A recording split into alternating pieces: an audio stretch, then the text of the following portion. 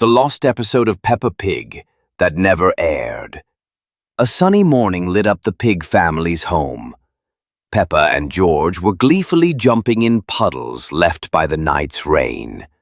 Mummy Pig watched from the kitchen with a smile, while Daddy Pig sat in his armchair, absorbed in the morning paper. But something was wrong today. He wasn't laughing as usual. His eyes, normally so kind, looked empty, staring through the pages. Mummy Pig called him to breakfast several times, but he didn't respond.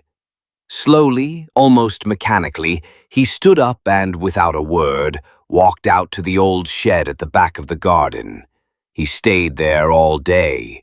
Even as the sun set, he didn't return. That evening, Peppa and George were tucked into their bunk bed, Peppa on top, George below. Strange rhythmic tapping sounds came from the shed, like someone carefully adjusting something. The next day, Daddy Pig disappeared into the shed again. He missed lunch, didn't play with the kids. His gaze had become even more distant. Susie Sheep came over to play, but Daddy Pig, sitting on the porch, didn't even look up. He stared at a single point, hands resting lifelessly on his knees. Mummy Pig tried to speak with him, but he only muttered about the need for perfect order and absolute symmetry, his voice flat and emotionless. That night, Peppa woke to a faint rustling.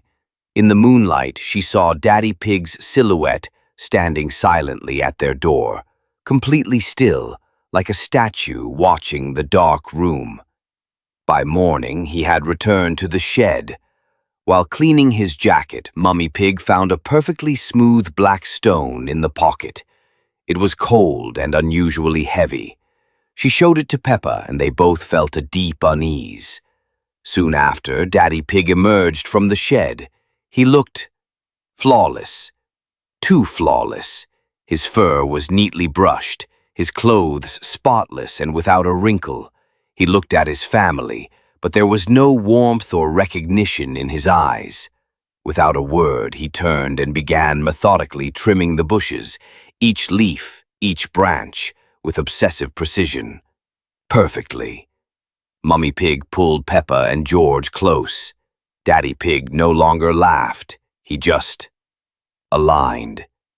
And the silence that came from him was more terrifying than any scream.